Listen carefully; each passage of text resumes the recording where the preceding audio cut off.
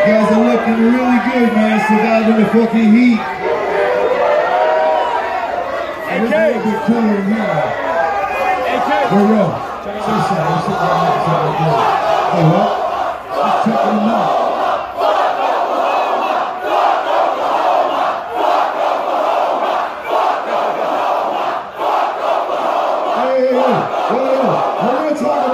We're going to talk about that. All right? I'm just calling in from Oklahoma. I know what that's about.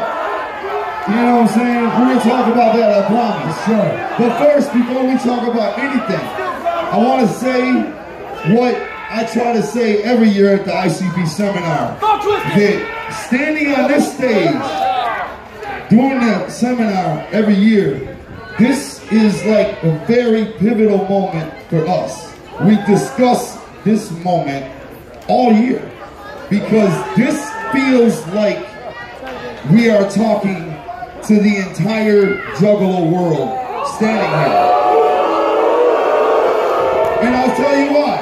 Because the Juggalos, Down with the Clown in 2017 are the most essential, important Juggalos there are. If you're down enough to be at the gathering in 2017, you are the reason we exist, and we very deeply, very spiritually, we fucking love you immensely. There's really honestly not a bunch of words that can be assembled to explain to you how much love we actually have for you. It's just not possible. Just know that you are greatly, greatly loved, man. We fucking love you. You motherfuckers allow us to feed our kids. Doing this for a living we are unbelievably blessed because of you. And we love you for it. We thank you. Thankful. There's no way to express how thankful we are. Thank you, ninjas. We fucking love you.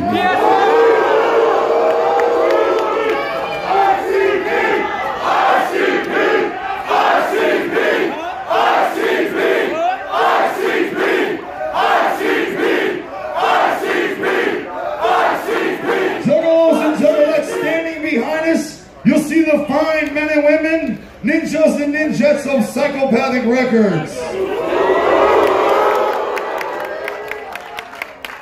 With a few noticeably missing ninjas, but they're still here in heart. They couldn't make it this. They're off doing other things right now. True that. But if we can begin, Shaggy, the notes. The notes!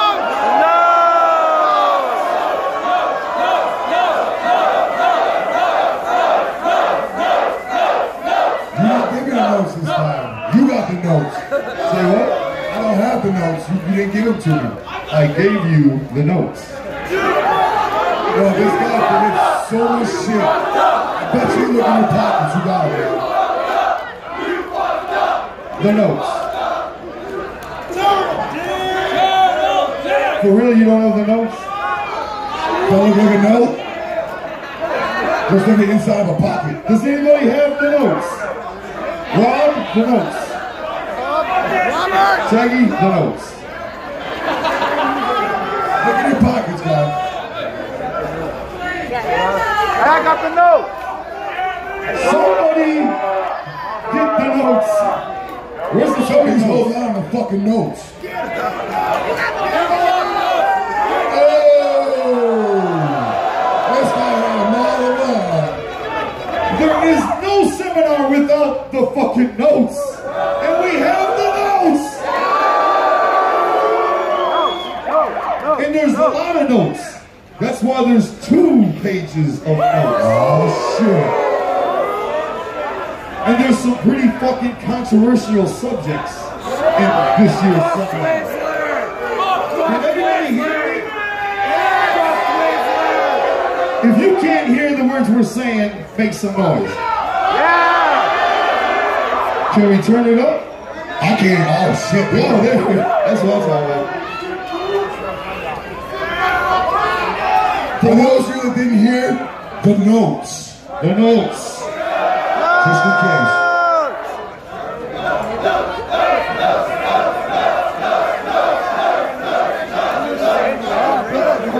Where else can notes get a chant? That chicken scratch you're looking at is my handwriting. And that's his best attempt at handwriting. And Shaggy somehow is the only other human being that can actually read my handwriting. They're like hieroglyphics, you know what I'm saying? You gotta study them for years. They look like ancient scribblings on a wall in King Tut's tomb, but it's actually my fucking 9th grade education handwriting. Yeah! He'd be great at writing prescriptions. We're gonna tell you guys a couple stories, all right? We got stories in this year's seminar. Story time! And I want to tell you guys these stories like the one I'm about to tell you because you're my brother and sister. And even though these stories might not have much to do with anything, when you get together with family, you exchange stories. So I'm going to tell you the first story of a recent happening in my life, which was very impactful. You know what I'm saying? Like it's something that affects me to this day, and it will affect me for a long time to come. But it's also something that isn't very interesting at all. You know what I'm saying? But it's interesting if it happens to you. And when I'm telling people this story one-on-one, I can normally look into their eyes and notice two things. Number one, they really don't give a fuck at all about what I'm telling them. The other thing I notice is they're not paying any attention at all because they really don't give a fuck about what I'm telling them. So sit back, because this one's a whopper. If you've ever been in a serious car accident, make some noise. Okay, after you survive that car accident, when you go to tell somebody about it, you might know what I'm talking about. They really don't give a fuck because car accident...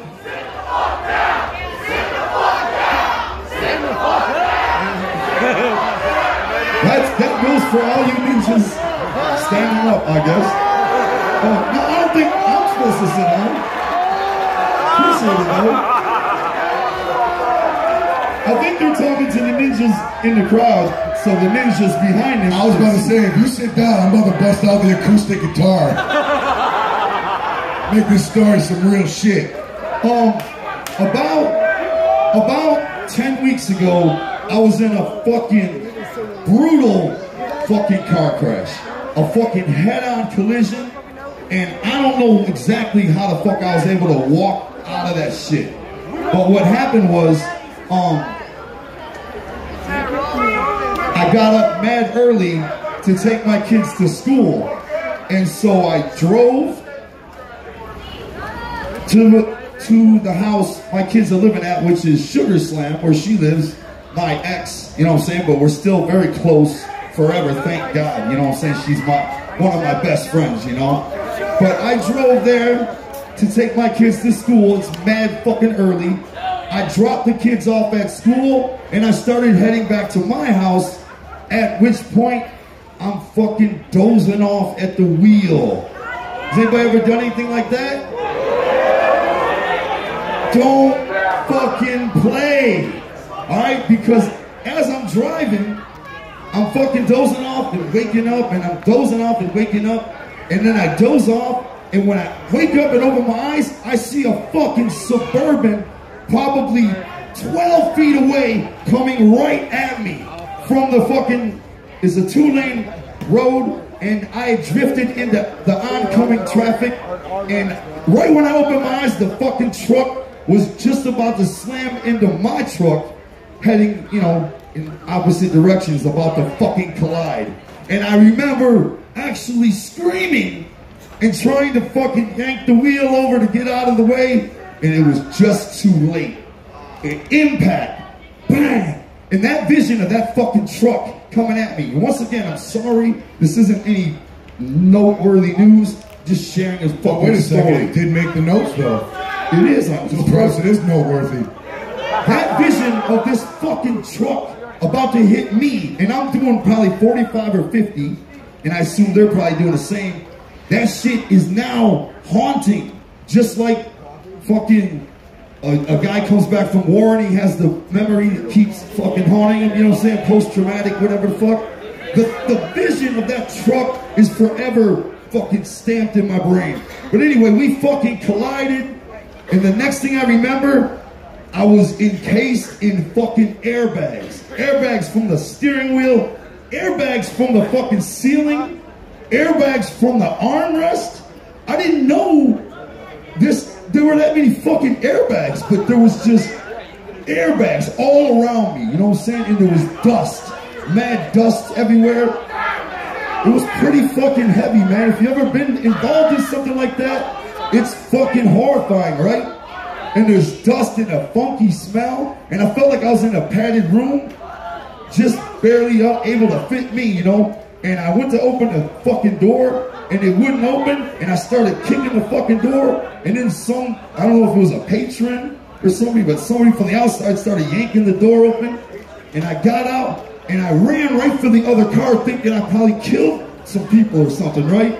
And the ninja that I hit is just leaning against his total fucking Suburban, and he's just leaning like, and I'm like, where's the driver? He's like, I was the driver. I'm like, are you all right? He's like, I'm fine. He was totally cool, calm, and in no sort of panic whatsoever. And I was happy to see that. But apparently when I hit that motherfucker, a third car hit my car from behind, and fucking 3 cars got totaled out of this accident, right? And the police come screaming up, and the fucking ambulance comes screaming up, and my leg, I have these what look like mosquito bites now, right? This little mark and shit, was basically mangled. But I was standing up, walking around, feeling jarred, I guess the word would be, you know, like fucking shook. But I didn't have any broken bones or anything. So when I went into the ambulance, I told the guy, I'm straight, I'm going home. And he said, no, you should go get checked out at the hospital. I said, I'm all good, I'm just gonna go home, you know? And so the police came and they took the breathalyzers from all 3 drivers and did all their fucking shit. And then the cop drove me home, right? And I go home, I lay down in bed, and probably 25 minutes later, my chest starts to hurt, you know? And I asked my friend Straight Jacket, who was living in my basement, I said, bro, take me to the hospital so I can check this out. This is starting to hurt. And by the time we got to the fucking hospital, which is only 3 miles away, I couldn't fucking walk. The pain was fucking epic. It was unfucking real. They had to carry me out of the car. And listen, this is where it gets real fucking bitch-like, all right? Because I was screaming and crying, and it was just unfucking real. And I'm sharing a very personal, very real situation with you guys, man. I thought that I destroyed myself. I figured I probably ruined all my ribs and my fucking bones are sticking into my kidneys or whatever the fuck is going on in here. And I was walking around after the crash because I was in shock, right? And when it started to calm down, I started to feel it. And by the time they're checking me into the fucking hospital, I'm fucking screaming and crying, all right? Now here's the fucking problem. And this is what's so fucked up about this fucking country, right? I didn't have an ID on me, okay? And I had several, these aren't cuts. They were fucking punctures, like shit that fucking stabbed me, right? I had several stab things everywhere. And they're not gonna give me any pain medication because they don't know if I'm a fucking drug fiend who literally stabbed himself to get, you understand what I'm saying? This is what happens in this fucking country. Motherfuckers, I'm not kidding, man. Motherfuckers are so addicted to drugs that they will fucking break their fucking arm to go get a fix, man. Like, I'm laying there 3 hours screaming and crying, and they're not giving me anything for pain because I came in off the street instead of coming in on an ambulance. You get what I'm saying? So they're like, we don't know if you were ever even in a crash. We don't know who you are. We don't know anything about you. And you're in here trying to get pain medicine. You could be a total fucking junkie faking the funk about everything you're saying. And I was screaming and cussing. At the same time, I'm apologizing to anybody that can hear me. I said, if you can hear me, I'm sorry. I can't stop. It's so fucking painful. And they said, all you have to do is piss, and we can check your piss and make sure you're not a fucking dope fiend, right? But my fucking insides and my ribs were so fucked, I could not push to piss. You hear what I'm saying? Do men understand what I'm talking about? When you piss, you just push a little bit and you piss. I could not do that, so I could not give them the fucking urine to check my shit and know I'm not a junkie. So for 3 fucking hours, it was just horrific. Finally, they had to give me a, what's it called, a catheter? Catheter. Who knows what you mean? Dick. That is when they stick a fucking straw up your dick hole so that you piss through the, I'm not even kidding, man. I told that lady, I said, go ahead, because nothing can hurt worse than this hurts right now. I was fucking wrong. Holy shit. What the fuck? Oh, man, that was just fucking epic. But have you had your prostate checked? I did this year. Oh, so you know. That's a whole nother story I won't tell. Yo, it's like being raped by a midget. Straight up, it's the worst. But yeah, they checked my piss, and finally they could see that I wasn't a dope fiend, so they finally started treating me like a regular human, you know what I'm saying? They gave me the pain meds and everything, and it's just so fucking awful of a thought to think that, man, like that motherfuckers are stabbing themselves or would do something like that because they're so dope sick that they're fucking willing to do some shit like that. It's just mind-blowing to me, man.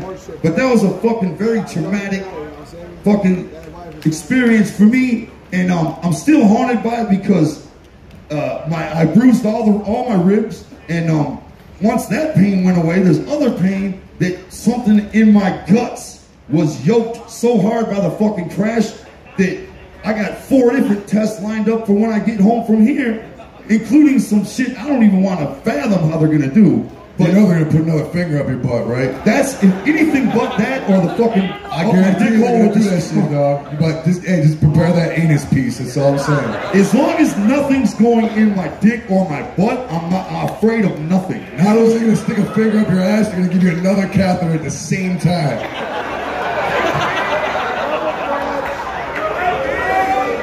That's when you take the piss test, so they will give you pain medicine beforehand. But yeah, I'm happy. You know, I know now that I'm blessed to have survived, and I sent my boy Scotty D at Fago Lovers a photo of the fucking truck I was driving, which was fucking mangled. And man, I just know that in the end of it all, I'm incredibly blessed because I'm fucking right here, able to do what I do, and I'm fucking right. At the end, it's a blessing, you know what I'm saying? I mean, car accidents are fucking the #1 cause of death in this country, you know? And when you survive something like that, when you're telling people about it, they're just like, yeah, whatever, you're all right, that's what counts. And the rest is just fucking yada, yada, yada, you know what I'm saying? Probably like you guys are feeling right now, like shut the fuck up and get to the next note. But if you know somebody's been in something like that, that shit's very, you know, monumental to that person, man. People go flying out of windshields and all kind of shit. Don't fucking fall asleep at the wheel, man. Whatever you do, don't risk your fucking life like that, man. Especially if you got kids and they're in the back of the truck. Man, you're a fucking fool for that shit, man. You're a fool in any way, shape, or form if you fall asleep at the wheel and you continue to drive. And that's what I learned of it all. And it was just an awful fucking experience. And it also cost us the 17 tour, the fucking parental advisory tour. I don't know if you guys know what that is. We have supposed to have been on tour either now or a month ago or leaving after the gathering. All of that was put on hold because we didn't understand what the fuck was wrong with me, you know what I'm saying? So, very epic thing nobody knew about. I wanted to just share that experience with you guys and put you up on what's been happening, you know what I'm saying?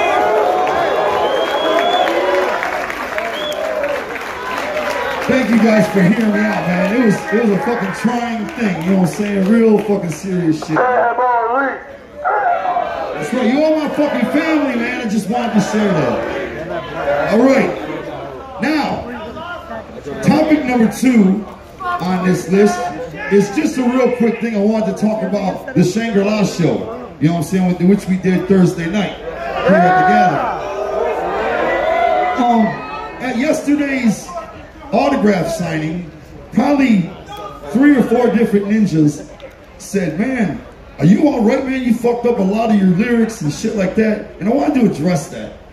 When we're performing an album in its entirety for the first time ever, no matter how many times you rehearse that in our warehouse, you know, in front of a bunch of boxes, can never prepare you for what it's really like in front of y'all doing it. You know what I'm saying? And it's just no way to rehearse enough. Let me put it this way. You know what I'm saying? You can sit there in front of a mirror all day with a fucking comb or a brush or whatever and sing fucking Justin Bieber songs. You know what I'm saying? Like you do. But right, how do you think I got so good? But it's a whole nother motherfucking beast, you know what I'm saying? To stand up on a stage in front of so many juggalos and not be nervous. You know what I'm saying? Even though we're comfortable at home, you know what I'm saying? The butterflies are in your stomach, the adrenaline's pumping, you know what I'm saying? The motherfuckers get nervous, you know? You feel like you're gonna take a shit, you're like, oh man, I gotta shit again? Get, gotta go on stage, god damn it. Did anybody see the Riddle Box tour? Now check it out. We're doing the fucking album night after night, and chances are by the time we came to your town, we had that shit on lockdown. You know what I'm saying? And when we're performing a new album for the first time, it's destiny to fuck up lyrics, man. And I'm surprised nobody said anything about us fucking up lyrics at Juggalo Weekend when we did the Juggle Brothers album and the Tunnel of Love EP the night before, because I think I probably fucked up twice as many lyrics then, but I never heard a blip out of anybody about it. And then on Thursday night, it seemed to be an issue, and I just want to say, man, we're always gonna fuck up.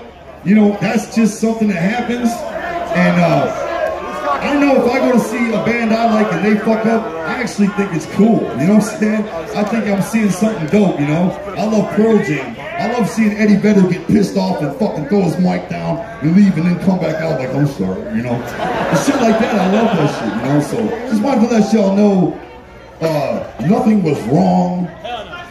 We felt great on stage. We had a fucking incredible experience. That was fucking awesome. That was just fucking incredible, man. Like, that was fucking amazing. I thank you guys for that, man. That was fucking truly awesome. I can't wait to do the Shangri-La tour. That is just gonna be fucking monumental, man. We gotta wait another 5 years to do the Shangri-La tour, though. We gotta wait another 5 years to do the Shangri-La tour. No, it's not gonna be for 5 years, so I don't think it's 20 years out. You know what I'm saying? We still got other things to do before that happens, but it's gonna be cool when it does happen. You know what I'm saying? Now, I wanted to tell you guys another. I got a couple of fucking meaningless stories here, but I just feel they're pretty cool. Things to know, little tidbits of worthless knowledge. But fucking, we drove up from Detroit, me and my boys, right? And we stopped in Springfield, Missouri, right? And I've now decided, fucking Springfield, Missouri. I just decided, fuck Springfield, Missouri. Like, every time I go to that fucking place, something fucking lame as fuck happens to me. That's where we got arrested. I know, that's why I was like, when I heard this shit happen, I was like, in Springfield, get the fuck out of here. That was like, bad experiences. It's just an all fucking... Not the people in Springfield, but just the aura of Springfield itself. We got arrested there years ago. It was the last night of a tour we were on. Nah, he got arrested. I went the fuck home. They got your ass. I just, you know, but I got up in the morning. I woke light up. They were in the room next to me. I said, man, you guys get dressed. We gotta go. I'm gonna run to the store and get some fucking cold drinks or whatever. And I walked into the gas station, grabbed some shit, bought it, saw the ATM machine, took some money out, walked back out to my truck, and it's fucking gone. My fucking truck was gone, right? I'm like, what the fuck? And I I saw crackheads around. I'm very observant of crackheads. So I took my key out of the fucking truck when I went in, but apparently I left the motherfucker running and I didn't know that. But a crackhead jumped in it and bounced off, right? And when the truck has OnStar, so they were able to locate the truck. But by the time they did, all our shit was gone. All our fucking luggage. I ain't gonna lie, man. When I first heard it, I started laughing my ass off. I was like, what? Get the fuck out of here. Then I talked to Clay. He's like, man, my turntables were in there, dog. I was like, oh, why you gonna fuck up this story? So that sucked, man. But yeah, fucking motherfuckers got my truck and took all our shit. That fucking sucked, man. Yes, let's fucking bomb Springfield! Yo, and the thing is, not only did he get arrested in Springfield, but yo, it was like the end, I think, of the Outer Space Torch was like fucking 8 months long, continuous, you know what I'm saying? And then fucking, from some shit way back in the day when he busted that kid in the head with a microphone or some shit. No, for beating up the fucking radio DJ. Oh, that's right, yeah. Some shit that happened in St. Louis. That's right. You know what I'm saying? Check it out. Real quick note, fucking Billy calls us. He's like, hey, turn on this radio station. We were in the hotel about to do our show. This is like way back in the day. So we turned into the radio station and we hear the DJ and he's like, it was the Snowcore tour. Yeah, he said, hey, we're parked here out front of the Snowcore tour at the American Theater and we see some people walking by in clown paint and we just want to say, if you're going to that kindergarten show, have a good time, but the real shit's happening here at the Snowcore tour. And the guy's fucking dissing us, right? And so we look out of the hotel and the American Theater is right there. And there's the van. So we walk up to the fucking van. So fresh. Gently open the door. No, you don't remember. You don't remember. I remember. What are you talking about? You went around to the passenger. All I know is I got the fuck away. I went to the driver. I knocked on the window. He rolled his window down. He's like, hey, what's up? I got clown paint on and everything. And I'm like, are you the guy on the radio? He's like, yeah, that's us. Bang! I blew his grill. From the driver's side. Where's Dougie at? Dougie! One from the driver's side, one from the passenger side, one from the back seat. We started beating the shit out of him. Shaggy opened the passenger side. He fucking yanked the dude out of the street and started stomping him. And I fucking did the same thing with the driver. Me and Dougie are fucking lumping him up, you know what I'm saying? And when we ran off, we had our show in minutes. Next thing you know, we're at the Galaxy, right? And we did our show, but Billy's like, yo, the police are coming to arrest you guys, you know? So at the end of the show, we called all the ninjas on stage, and we went out the fucking front door. Yeah. Straight up, we pulled a fucking Blues Brothers move. You know what I'm saying? We jumped in the car and fucking skated across the other side, because in St. Louis, fuck across the river. Yeah. And we were safe. Fuck out of Missouri. But 3 years later, yo, okay, see, he's underselling. He's like, yo, I got arrested. Yo, it was the last fucking show on a fucking 8-month tour. We didn't go home the whole fucking time. No flying home, none of those luxuries. You know what I'm saying? Missing our kids, and you didn't have kids at the time, but you know what I'm saying? Whatever. I missed your kids. Yeah, he missed my kids. You know what I'm saying? They missed Uncle Joe. But anyhow, so we're driving back from the venue to go to the hotel, take showers and shit. All of a sudden, yo, some movie type shit. Cops everywhere surrounded. It's called a felony stop, you know. We look up, it's the helicopter shining the fucking spotlight down, you know what I'm saying? They got us all on our stomachs, shackled up, you know what I'm saying? Soaking wet, you know what I'm saying? Like, fresh off stage, you know what I'm saying? And then they're just like, yo, running the shit. They start cuffing everybody, we get back in the car. This motherfucker stayed in cuffs, dog. Why though? Why is it always been like that? Why did you get arrested? What? Why I can't afford to get arrested, dog? I got 4 felonies, you know what I'm saying? It's always like that, man. Even as little kids, when we all got busted for curfew, only me and Rob went to fucking jail, man. We were all underage, but they're like, Bruce Brothers, come on. It's like, what the fuck, man? And then I'm the only one being arrested. Well, this poor me. This motherfucker now goes to jail and let him out. I get fucking busted for some shit. They slap me fucking with 10 felonies at one time. Get the fuck out of here. Cleanest record you ever seen in your life, this guy. But I just think that's fucking classic, man. Stomping the shit out of the bitch-ass radio DJ. But the best part was, they handcuffed his ass to the ceiling and drove him all the way from Springfield, all the way across state back to St. Louis. And arrested me. I stayed the night in Springfield, and then the cops drove me all the way to St. Louis.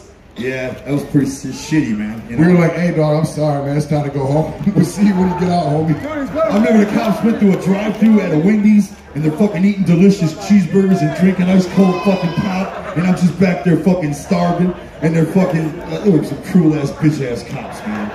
Speaking of bitch-ass cops, we'll get to that, Hold on! We'll get to that in a minute.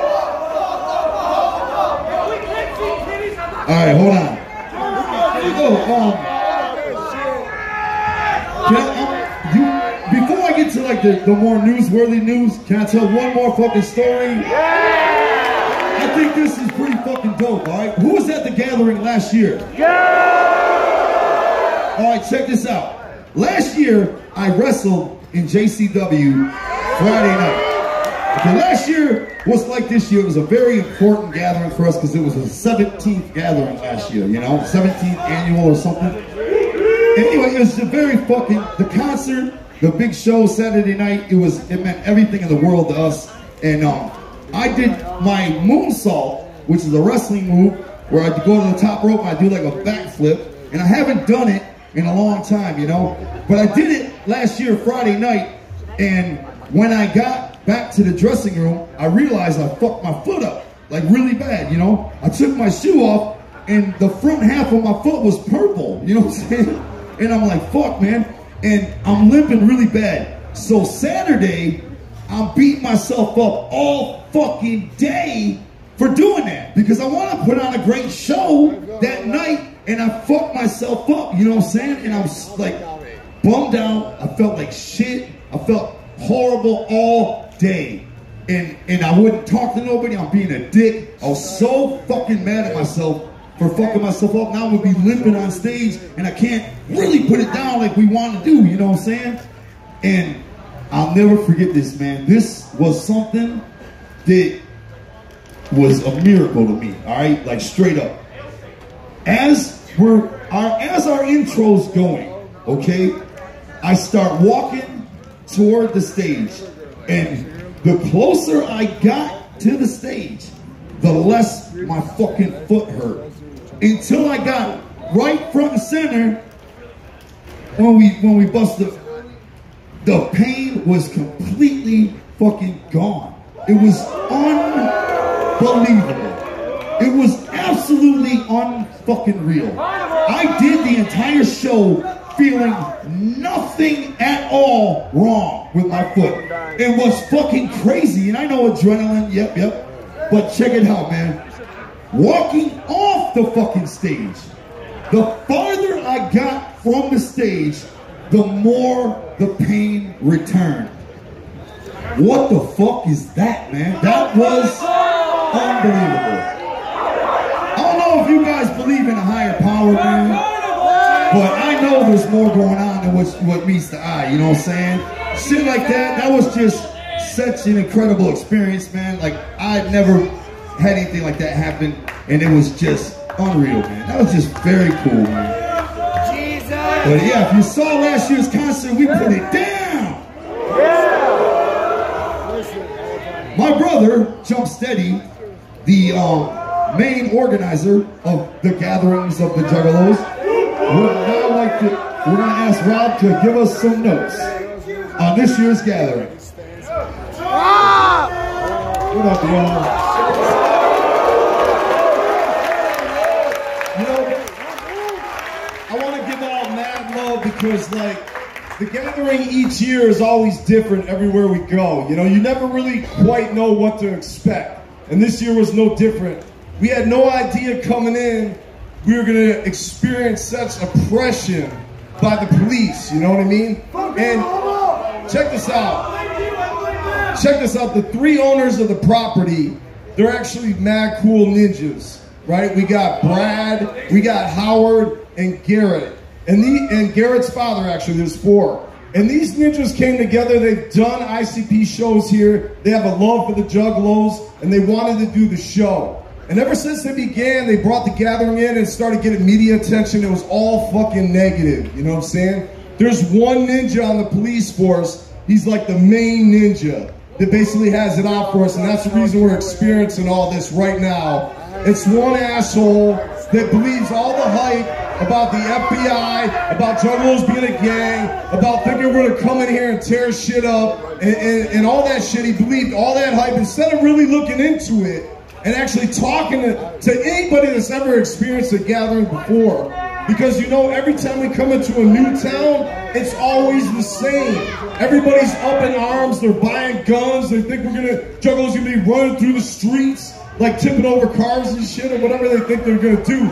But when we get here, then they start to see that ain't the case and they start to ease back. But this motherfucker, man, we've been here for fucking 4th day now. He's still got police helicopters flying over. He's got fucking police armadas cruising through the grounds and shit, like treating us like criminals. You know what I'm saying? Like we're the worst scum on the earth. But for everybody that's seen this, everybody that has seen this for the last 4 days, they see that ain't true. But he's still trying to save face like, oh, the shit's about to go down. It's still gonna happen. And the reason I bring this up, and I'm really worked up about it, is because motherfuckers are still asking, why are we marching? This is a publicity stunt. Is this a fucking publicity stunt?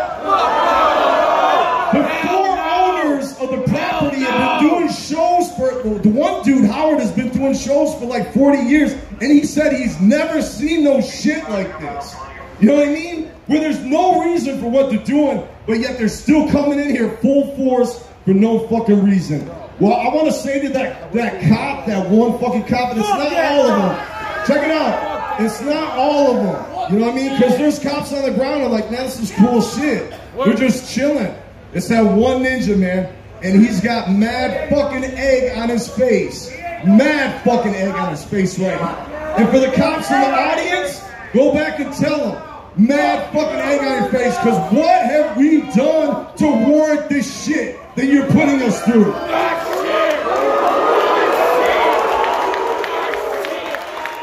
that motherfucker, what have we done? Alright, now I wanted to bring to the positive.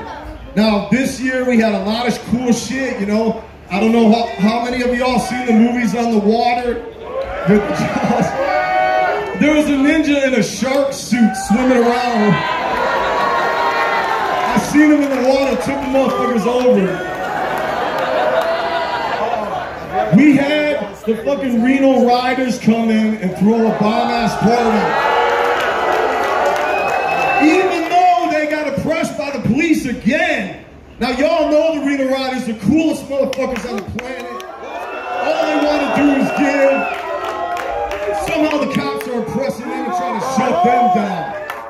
But that's the thing, you can't shut Juggalos down, you can't shut us down. Because we got all the heart and courage out of any motherfucker, man. We've been through it too many times. And like, when you get beat down and oppressed, you can either lie down and get weak, or you can fight.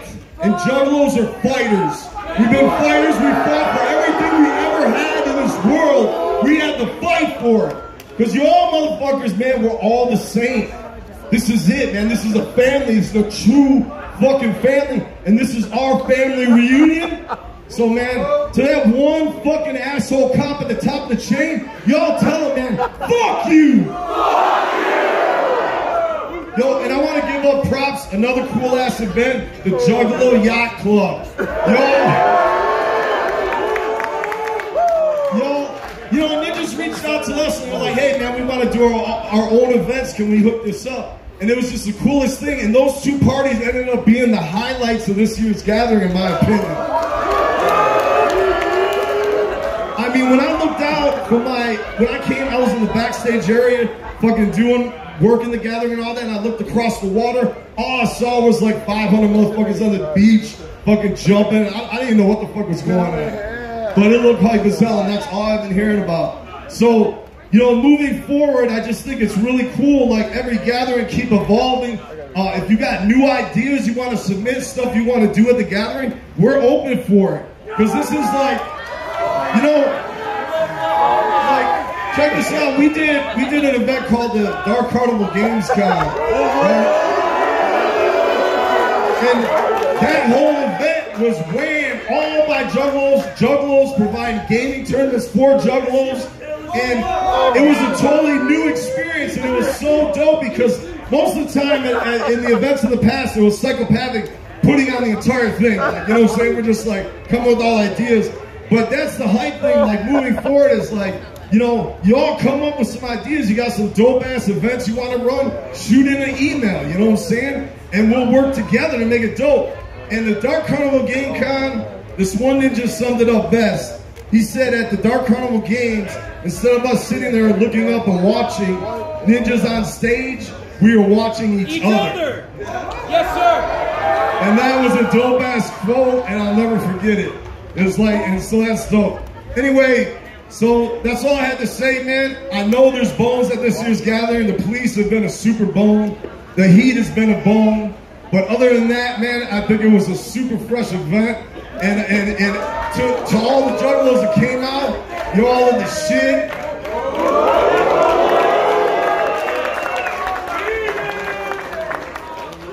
And we're gonna keep moving on. No matter what they do, this is gonna keep moving on. And they try to shut it down every year. The cop, that one cop, that's all he kept saying. He's gonna shut this down. Like if anything fucks up, he's gonna shut it down. Just nothing but fucking idle threats. You ready?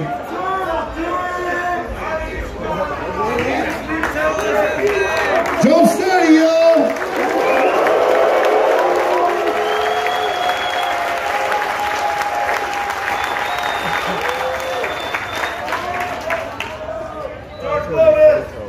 Back to the notes. I'm having trouble reading my own notes. Hold on, perhaps I can decipher it. Alright, check it out. I want to talk about the Carnival of Carnage show in Detroit. Check this out, man. I know tickets are mad fucking expensive, and what really fucking sucks is people talking about that and not talking about why they're so fucking expensive, alright?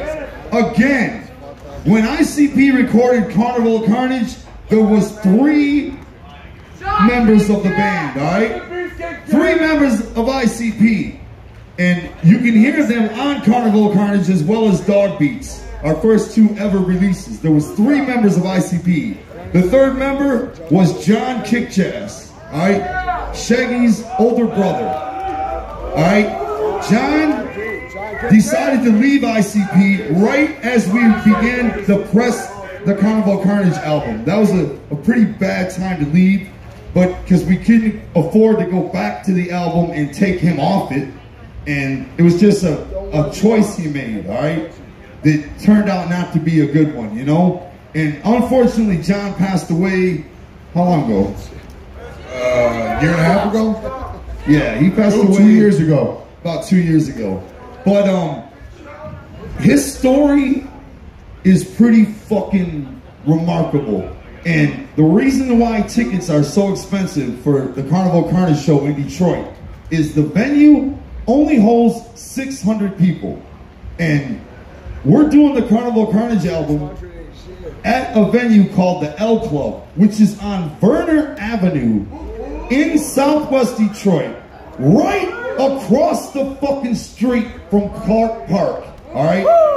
In the fucking heart of where Insane Clown Posse's origins come from. I mean, you cannot be on a better location than right there. And taking John's place, doing John's lyrics, is Shaggy's other brother, his younger brother, who raps as Trey Pound. Alright? He will be taking John's place, wearing John's face paint, and doing John's lines, and who better suited, right? Who can fill those shoes, right? And we're only gonna do the Carnival of Carnage album one fucking time. There will be no tour on it. No tour, no fucking second show. One fucking show, alright? And all proceeds are going to a documentary about the life of John Kickjazz, alright? Things nobody knows, alright? And that documentary is very, very important to us. and we want it done with fucking class. We want it done with mad amounts of dignity, and that's where the money is going. We're not fucking paid like some of you might think. Not even hardly at all. Furthest, like you probably thing think ever from paid. Any money we happen to generate goes away when we have the gathering. All right, we quickly lose it because it's a fucking money losing event, but it's a karma gaining event and worth every penny. And the Carnival Carnage show is about respecting John, and it's about creating this documentary. And also, as I'm writing what's called the treatment for the documentary, I decided that I wanted to include everything from our history. Okay, if you've ever read the book Behind the Paint, it talks about John, but I have to admit something right here. I'm gonna be a fucking man, and I'm gonna admit something. I think when I wrote Behind the Paint, I think I purposely downplayed John's role in ICP's origins. I downplayed it because I was still fucking salty that he quit the group and left us when he chose to do that. I was still upset, and I said to myself, no reason to go into all these extra stories about John because he's not a factor anymore, and he didn't deserve that. And so with this documentary and with my treatment that I was writing for the documentary, which is basically explaining what the documentary is going to be like, I decided to include every fucking detail of our relationship in the creation of ICP, coming from age 13 when I met John and Joey to age 20 when John left the group. Okay, those are fucking really pivotal years in a ninja's life, and I'll tell you why. Those are the years you first step away from being a little kid following your mom and dad or whoever takes care of you, just being a little fucking kid, to actually becoming your own person. You choose what music you like, you choose who your friends are, you choose how you want to present yourself. Those are fucking the most important years, I believe, of any ninja's life. 13 to 20. It's also when you first get skins for the first time. All kinds of shit, man. And that's when John was my fucking best friend, Joey's brother. He was everything in those fucking essential years. And we're going to tell his story correctly, respectfully, and as I'm writing this treatment, I realized this is a fucking book I'm writing. And so I decided I'm going to fucking finish it as a book. So not only will there be a documentary, there'll also be a book called The Third Clown. And it's the story of John Kingshead. I'm not gonna, I want to tell one more little story. I want to tell one more little story. This is like, it's not quote for quote how it's written in the book, but I want to tell you a funny story about getting some skins, some Nedden for the first time. Because the first time John ever got some skins, it was in my bedroom, all right? With him. With me. I'm going to tell you how this went down. And it might not be funny, I don't know. It was funny to us, though. But down the street from my house where I lived with my mom, I lived in the attic. And I turned it into a bedroom, and I had to pull the stairs down, and it was a rickety fucking stairway. I had to pull down, fold down, and then I could climb up the fucking thin rickety stairway up to my bedroom, all right? So there's this little hottie who lived down the street who was what used to be called a burnout, which is a fucking heavy metal fan, long hair. We call them wolves, right? We always call them wolves. That's another story, but they don't pretty much exist anymore, but they used to, like the girls used to. They do, motherfucker. they do exist. I see them all over. I fucking love wolves. I'm talking about like fucking hair metal. Does anybody know what I'm talking about? Poison, fucking Motley Crue. You know, fucking spandex, fucking makeup. Dudes would have the same exact haircuts as the women. You know, teased up poofs and shit. Anyway, this little wolf chick lived down the street, and I always thought nowadays these wolf chicks in the neighborhood are considered hood rats. I don't know if you ever heard that term. And I fucking used to want to fucked this girl so badly, but I didn't know about actually fucking anybody because I had never fucked anybody in my life. No girl ever, nobody ever. Not that I'm special. Anyway, so this is the first days of when you're fucking calling girls. You know, those first experiences. Can you remember that about your life?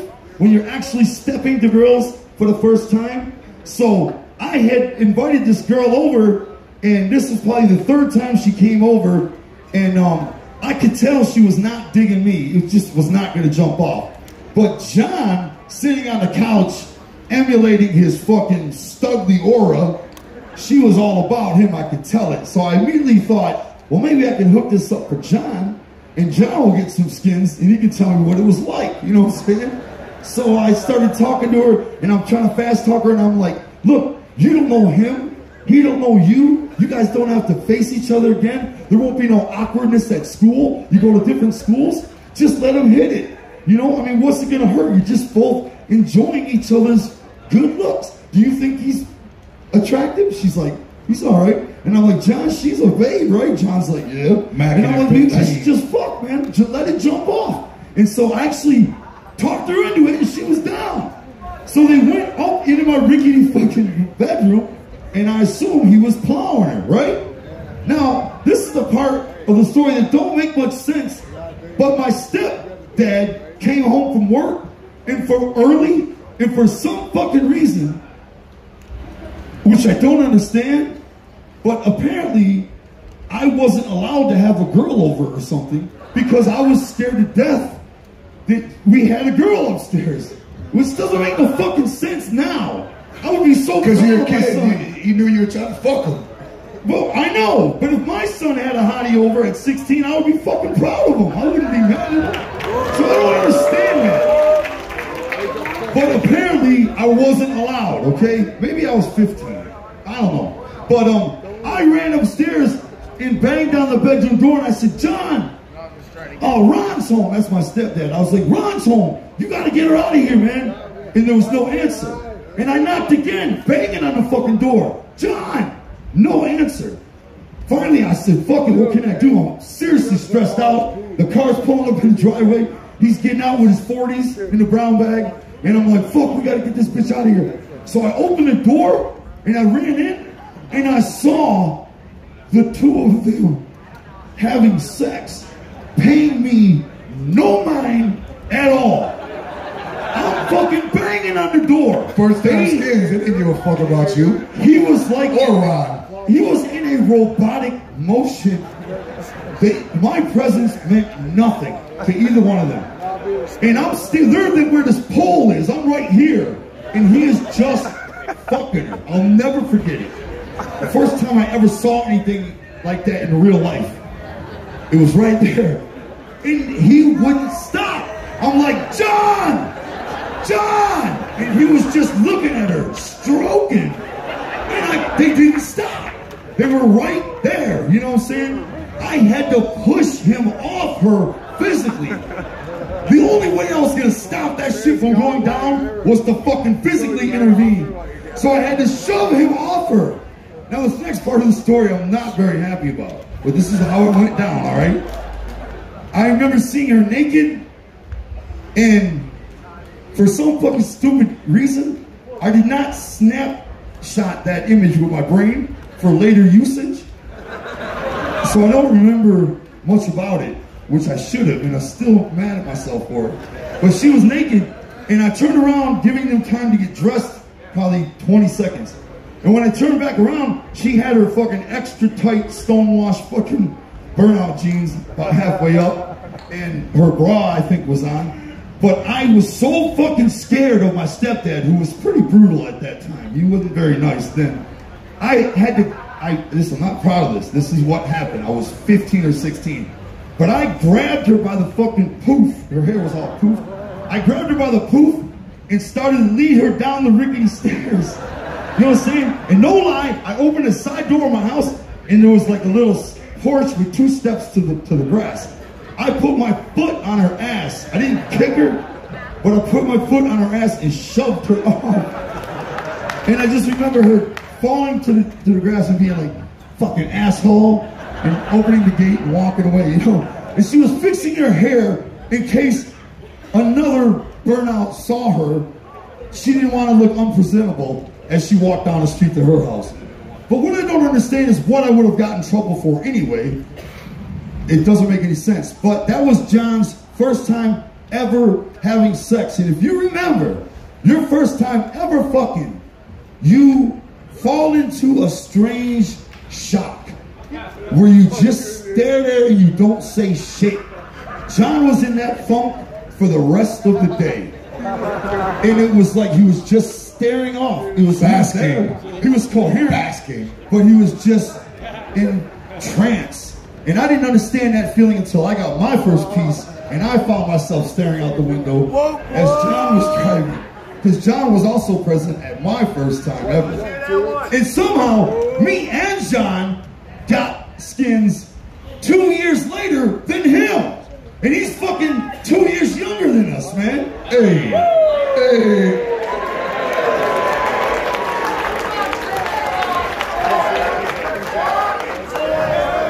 But yeah, he hung out with the older guys. What do you want? But the book is for people interested, for people that like the early years part of Behind the Paint. This whole book, I'd say 75% of it is all about the early years. It's just a gangloads of stories and freshness about that, and everything pre-ICP all the way to the beginning of ICP to the, you know, launching the Joker cards and everything, and John's role. And then it's about John's downfall, you know, and, you know, he got hooked on drugs. He ended up in a wheelchair, and I saw him at Shaggy's wedding, and he looked fucking gray. His skin looked gray. I never saw nothing like that. And I remember it was a beautiful chapel we were at, and we were sitting there listening to the wedding, the preacher do his thing. It was all beautiful, the water's in the background and shit. And I remember looking behind me up the hill, and John sitting in his fucking chair, and he's looking at the floor, and it fucking sucked, man.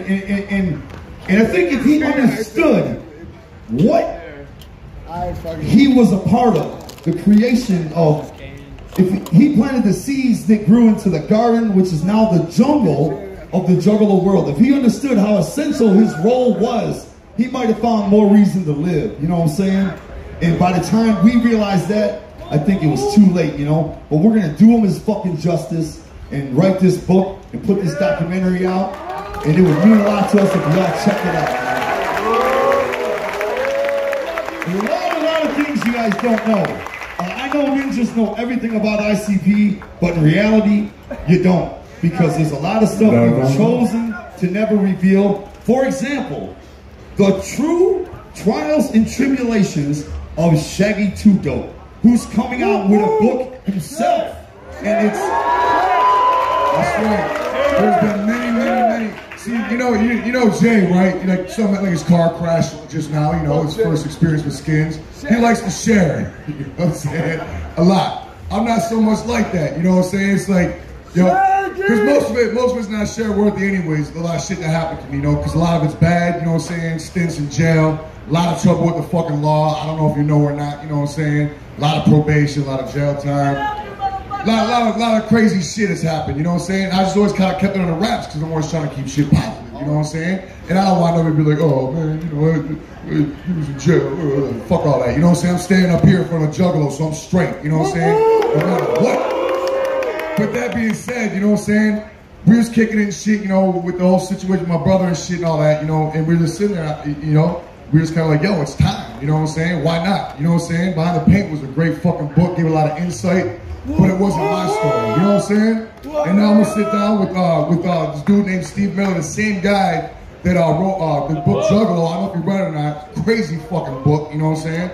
I'm about to be sitting down with him, and we're writing a book together. And I forget the name of the shit is coming out, or whatever the fuck wherever Billy's at. But nonetheless, it's published, you know what I'm saying? It's gonna be everywhere. So you don't gotta go through like some weird channel to get it, you know what I'm saying, or whatever. It'll be everywhere available, and it's detailed shit from my birth up till now, you know what I'm saying? And it's ICP's career from my eyes this time, you know? And a lot of shit that's never ever been told, man. Like, so much shit that'll blow your fucking wig off your head. You'd be like, damn, I didn't know that. Damn, I didn't. Every page would be something you didn't know, you know what I'm saying? We're talking about times throughout our career you'll be like, I had no fucking clue that was happening behind the scenes in Shaggy's world. But it was, man. A lot of really, really fucking epic shit, man, that you're gonna read about and hear about for the first time, man. And like he said, his story's always been silent. He's just not as outgoing about personal shit as I sometimes am. But it's 2017. None of the rules seem to exist anymore. And fucking it's time. And I'm looking forward to reading that motherfucker in-depthly. So that's gonna be dope, man. Get ready for that too. What's it officially called? It don't have a 100% title yet. It's still just a working title, so I ain't get, you know what I'm saying? It'll be revealed, you know what I'm saying? Dope, but that's coming out. And speaking of coming out, so we got the Carnival Carnage show. Okay, the Great Malenko 20th anniversary version of the album, containing a bonus CD and fucking a bunch of tracks that were left off the Great Malenko album. And also a fresh fucking coffee table book, all about the Great Malenko album, which contains all sorts of fucking news and backstage shit that happened between us and Disney, and like you can see the actual letter where they said they're signing us and they approve of it, and Disney supports Insane Clown Posse, and then you can see the actual letter that says they're pulling the record out of stores. It's like totally contradicting the other letter. All sorts of interesting ass shit is in this coffee table book, which could be this big fat colorful thing full of great balls. Hold on, man. Wait. Come on, man. Fucking 20 years, Great Malenko. What? You know what I'm saying? 20 years. Fuck out of my face, dog. That's crazy. It's super fucking crazy. And the guy that signed us when we were on Jive Records, if you remember, if you read the book Behind the Paint, I think that's fucking falling apart. The guy that fucking signed us, Julian Raymond, the guy that signed us to Hollywood Records and got us out of our fucked up record deal with Jive Records. Anyway, we hooked up with him to do a new song, and the song is called Black Blizzard, and we got the band Cheap Trick on the song. Does anybody know Cheap Trick Hall of Famers? It's just dope because on Malenko you got Slash from Guns N' Roses, you got Alice Cooper, you got Steve Jones from the Sex Pistols. So for the 20th anniversary version, we hooked up with another Rock and Roll Hall of Famer with the band Cheap Trick to do this song called Black Blizzard. So that's pretty fucking cool, man. It's just, fuck yeah! You know, going with the theme of Malenko, you know what I'm saying? But that's the only new song that's going to be on the collection. The rest of the shit is all shit that was unreleased, recorded back then, you know what I'm saying? Whoa, whoa. It's so hot out, his notes are sweating. The fuck? Or is it falling apart? All right, I want to let everybody know the 4th Joker's card from deck 2 will be revealed at Hallowicked this year. Yes. And Hallowicked this year will be very, very special. It's going to have a lot of very cool names on the bill. It's going to happen in Detroit. And we're going to reveal the next album. We're going to show the face and the name and everything at that event. So get ready because it's going down. The number 4 is all red. You know, also, right after the march, we're going on the Great Malenko tour. Yes, that's going to be super fucking dope. We're going to go on the Malenko tour. We're going to come to every fucking city. I don't give a fuck if you live in Bombay. We're going to fucking play that bitch. Everywhere. Everywhere. Even Springfield, Missouri.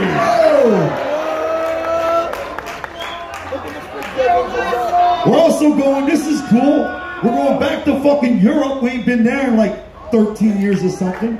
But we're going there with Mushroom Head. We're doing like 10 dates in Europe. And right after that, we're going to Australia again. And then we're actually going to Asia. How dope is that? That's definitely awesome, man. Going to Asia, bringing the fucking wicked clowns to Asia. I'm so excited for that, man. That's gonna be dope. Even Toledo, yes. shit. Usually we give out something fresh for free to you ninjas right here at the ICP seminar. Would you like some free shit? Okay, well this year is a doozy because we're going to for real doozy. Huh? It's a for real doozy. For real style. This is going to be something guaranteed to wind up on eBay for probably a lot of money because you'll never see it pressed up again. This is a one-time deal, something we're giving away to each and every one of you for being here, and it's a full-length album on CD for the first time ever from a band called The Golden Goldies.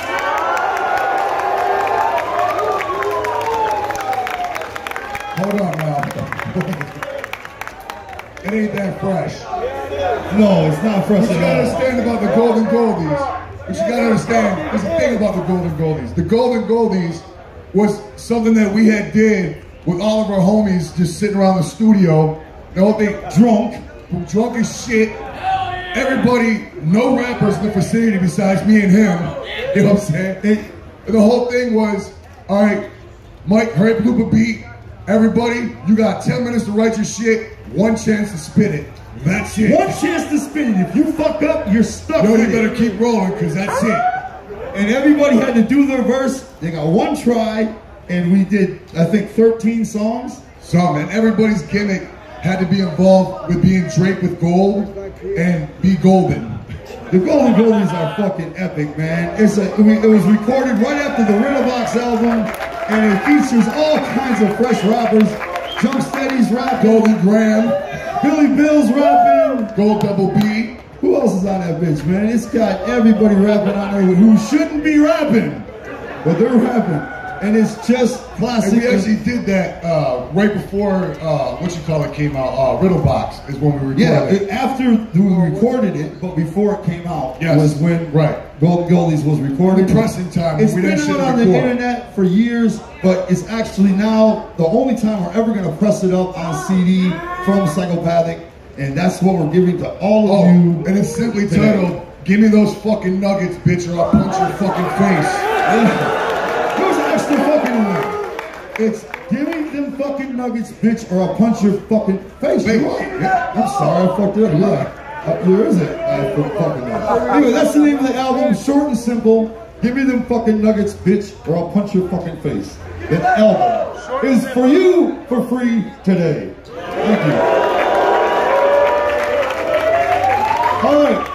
Now, as Jump Steady was saying earlier about the police, we know it's the fucking bone, and we gotta talk to you guys about this, man, because this sort of treatment is exactly why we're fucking marching. Look, we learned a lot in the last year. We fucking learned a lot. We thought every group out there, Tech Nine, fucking Twisted, we thought every group out there was hearing the same shit we hear all the time, which is about juggalos being fucked with, punished, and fucking discriminated on for being juggalos. We hear about that shit every day. All sorts of situations, all sorts of shit, we hear about it endlessly. We assumed everybody else that has juggalo love was hearing that similar shit. So when we put the invites out for all the bands to perform at the march, and everybody's saying no, fuck Twisted. we were fucking Fuck Twisted. Fuck Twizzler. We're like, you know what's happening. How the fuck are you gonna play? You know? But then we realized because ICP is so much affiliated with the Juggalos, Juggalos tell us about it and not these other artists. And so they don't understand the passion and the fucking seriousness of it, because I don't think they even ever hear shit about it. You know what I'm saying?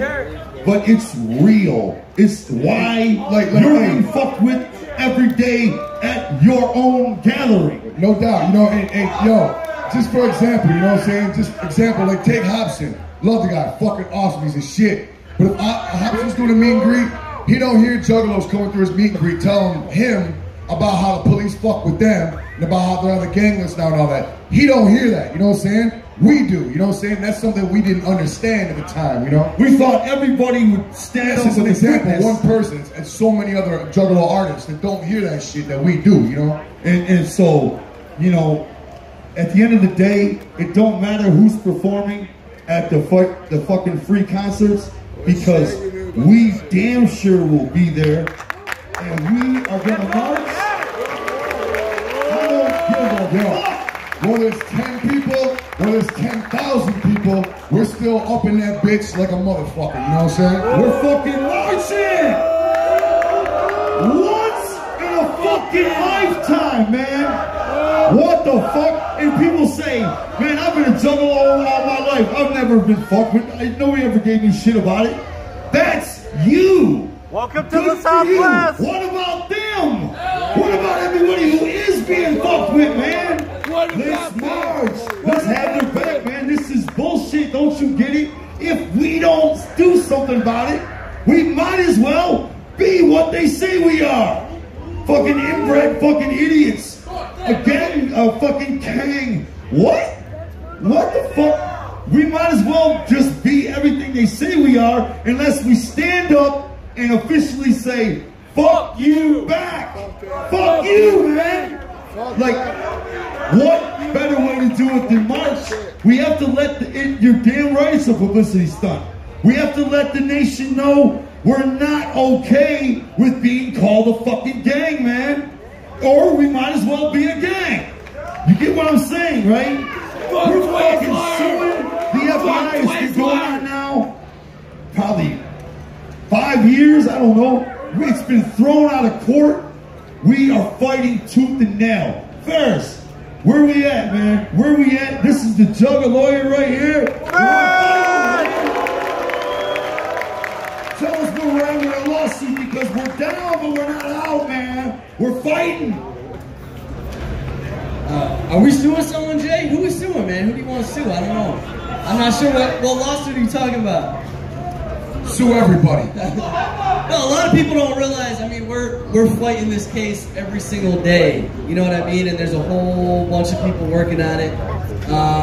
You know, the ACLU, Miller Canfield, me, Howard Hertz, all of our offices. There's a whole bunch of different rumors that are going on. The lower court judge who we overturned on appeal last time tried to throw the case out again, you know, and we appealed him again, okay? We're back right underneath the Supreme Court right now in the 6th Circuit Court of Appeals, fighting the case, you know. And, you know, people don't realize why we're doing it. I mean, it's funny. I mean, obviously everybody here understands because they saw it firsthand these past 4 days. But, you know, we got some really cool, really good documentarians doing another documentary on us and the case and the march. And I was talking to them yesterday, and they called the Oklahoma City Police, I believe it was, and they said, hey, do you have any comment on what's going on at the gathering? And what they said was, we don't comment on gang activity because we don't want to give them any extra attention. You know? And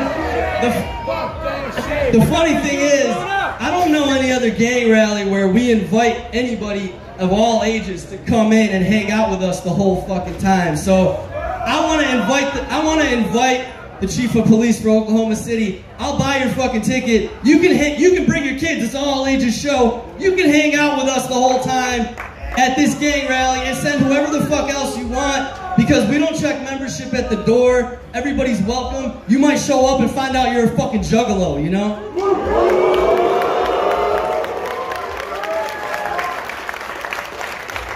So we don't got nothing to hide, but you know, it's a legal battle. These federal cases, they take a long time. I have a sneaking suspicion ours is even taking a little longer than normal. Nobody really wants to deal with us, but we're not going away. We're fighting tooth and nail every day. Juggalos don't die. There's people, I still hear stories. I heard a story yesterday about somebody who got their kids taken away again. And it's heartbreaking. I can't even listen to the stories anymore. And, you know, we're gonna keep going until there's nowhere else to go. And it's been 5 years, And I got another 50 years in me until they give up. You know what I'm saying?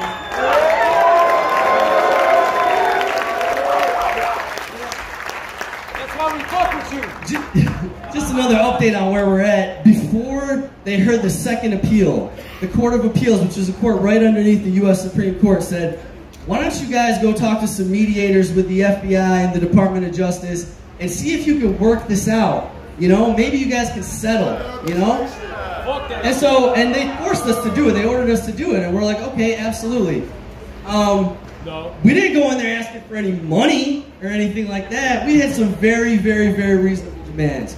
We said we want an official statement saying that you never meant for all juggalos to be labeled gang members. That was one of the things we asked.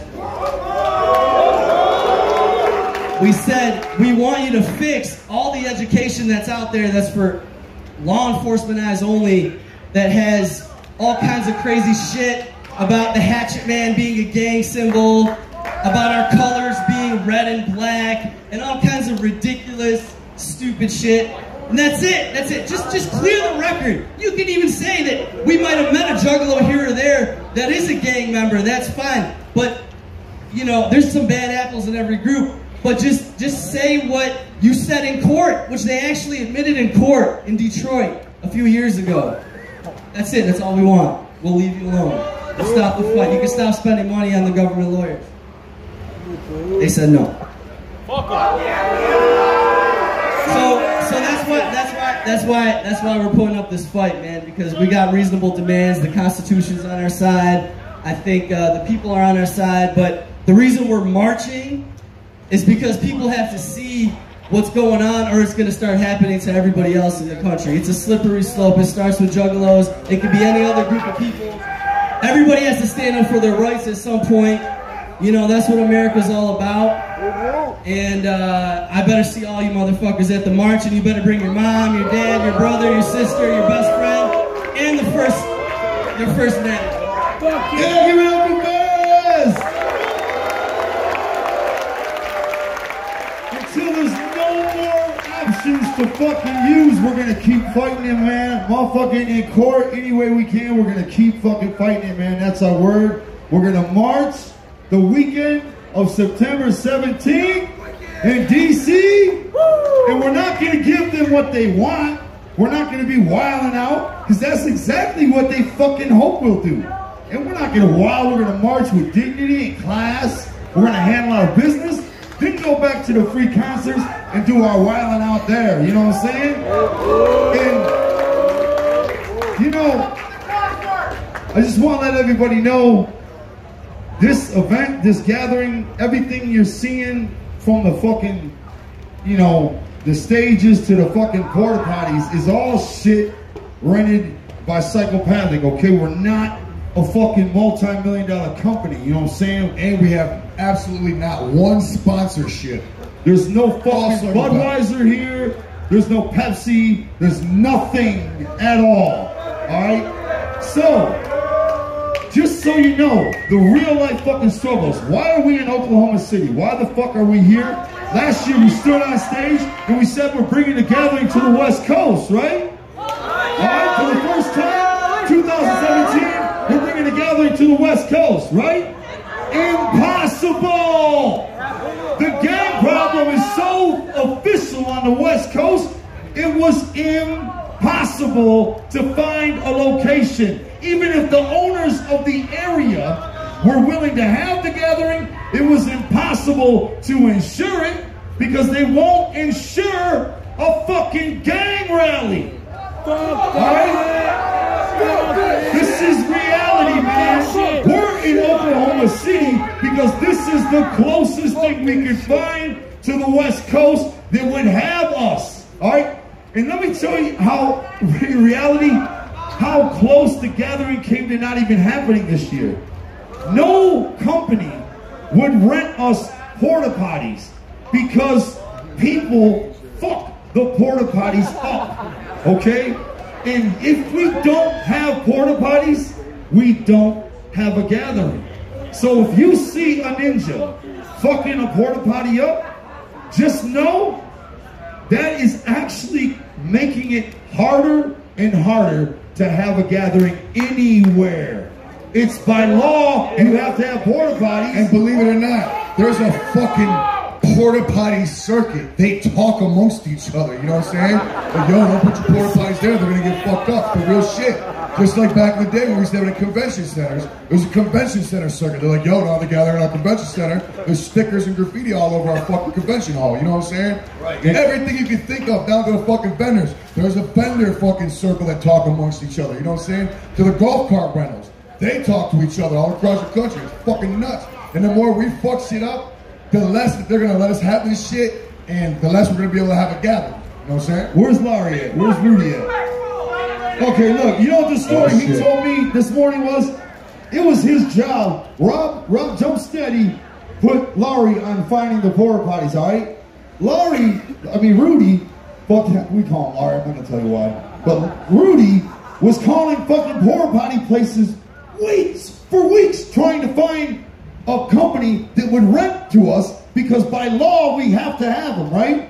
And when we found one by the skin of our teeth at the last fucking minute, he said he was driving through the grounds just probably yesterday, and he drove by the porta potties, and they're all fucked up. They're all tagged up. So the last willing company, do you understand what I'm saying? We're fucking our own shit up by doing that shit. We're making it harder and harder on ourselves to do what the fuck we love, which is gather, man. Don't give them what they want, man. Don't while out. This is a fucking time of fucking freshness, fun, and flavor, and fuck anything else, man. You don't have to fuck the porta potties up, man, because something as meaningless and stupid as that is fucking making it nearly impossible to even have a gathering, you know what I'm saying? So if you see a ninja spray painting on the porta potties, let him know, man. He's fucking shit up for us, man. And we're telling you this at the point now. We always said we don't like to fucking tell anybody how to behave. We fucking hate it. But it's at the point we have to, man. Because it's becoming impossible to do this. We merely did not have a company that would rent us porta potties. We found it at the last fucking minute. And those are fucked up now. Something as little as fucking porta potties are supposed to stop this shit. And we don't want to tell nobody how to fucking behave and act. Everybody's free to do what they want. That's what being a juggalo is, you know what I'm saying? And like Ferris said, there are a lot of juggalos that are gang members. And it's not a gang member that's a negative thing. Shit, we're fucking gang members, all right? What's negative is not having a choice. Is if you're not a gang member, but you're being called one by the government. That's what's fucked up. You understand what I'm saying? Don't just label us something, because we're not all gang members. And for those of us that are gang members, fucking I understand. You got my love. But for those of us that aren't, we don't want to be branded as anything we're not. You know what I'm saying? And that's fucked up, and that's why we're marching. Right? Are you going to be there? All right, man. Well, thank you guys.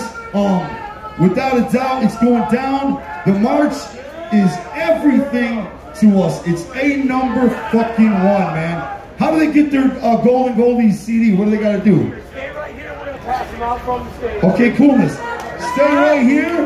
We're going to pass you each out a fucking, if you want a Golden Goldies, it's guaranteed. Yo, straight up, we have enough for every fucking one more so thing. Bum rush and no shit like that. One more thing. The nose. What if I had it against Who you? wants the fucking nose?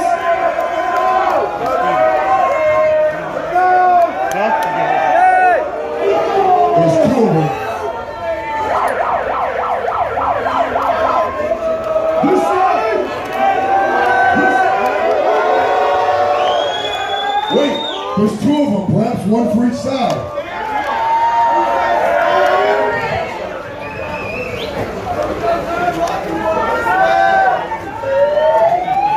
Hey, one more thing. Tonight on the fucking main stage, we're bringing it down. We're gonna fucking rock out this. We're probably doing fucking 4 or 5 songs we've never ever done in our life. Page one.